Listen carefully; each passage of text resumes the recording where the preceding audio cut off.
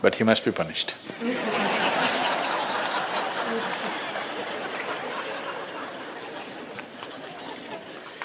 Either by you or somebody, he must be punished.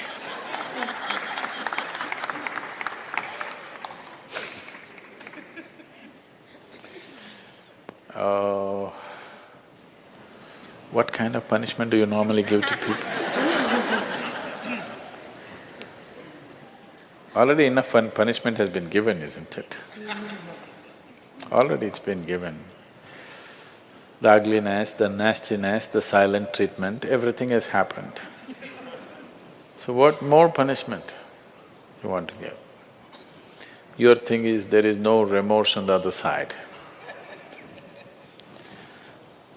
There's no remorse on the other side because people are doing what they want to do, not what you want them to do, always. And that may not be in your interest, but they're doing what they want to do. Is it right, wrong? I'm not going into the morality of it. I want you to understand the mechanics of the situation. Somebody is doing what they want to do. Now you think they must be punished. Probably they have not broken any law, otherwise they would be anyway punished. They're breaking an understanding between two people. Probably you misunderstood the understanding. You believed that these understandings are absolute. They are not. Nowhere in the history of humanity or today or in any time in future will human relationships be absolute. Though every person who gets little romantic believes that this is going to be an absolute relationship, there is no such thing about it. A relationship is a variable, always. You have to conduct it on a daily basis. One day if you don't conduct it properly, it may go somewhere.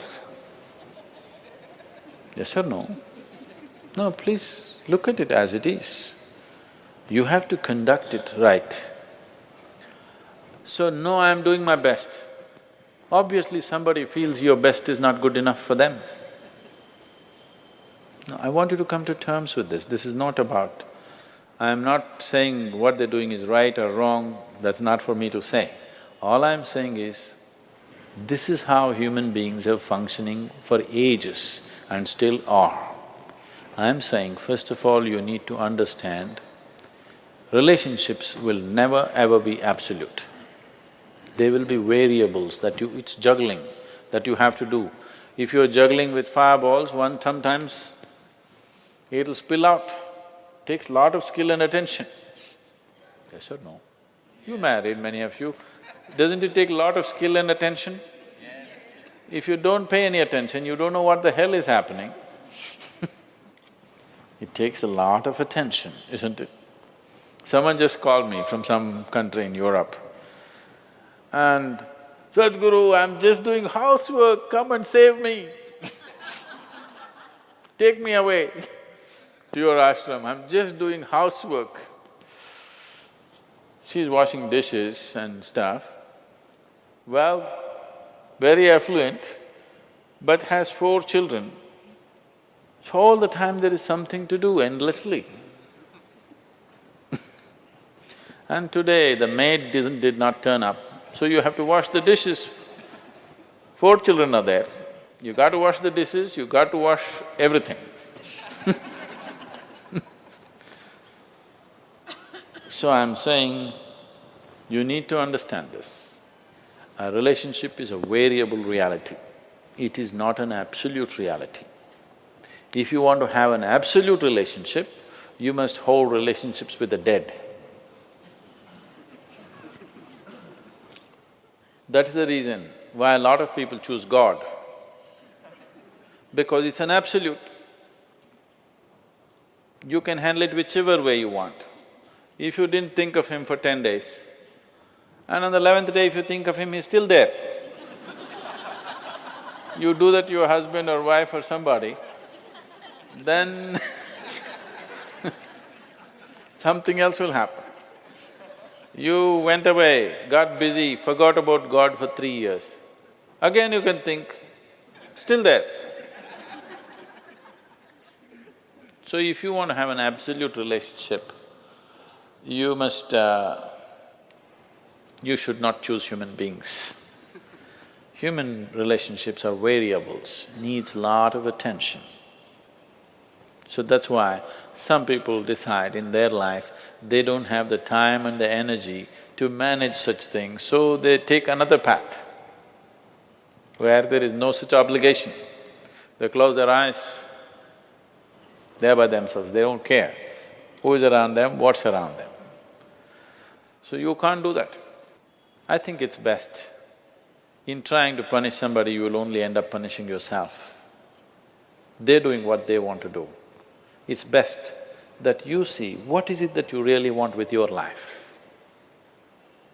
You don't have to react to them and do something stupid like them. You just have to sit down and look at this. When your illusions are broken, you're disillusioned right now, it's a very good thing. If your illusions are broken, that means life is bringing you closer to reality, isn't it?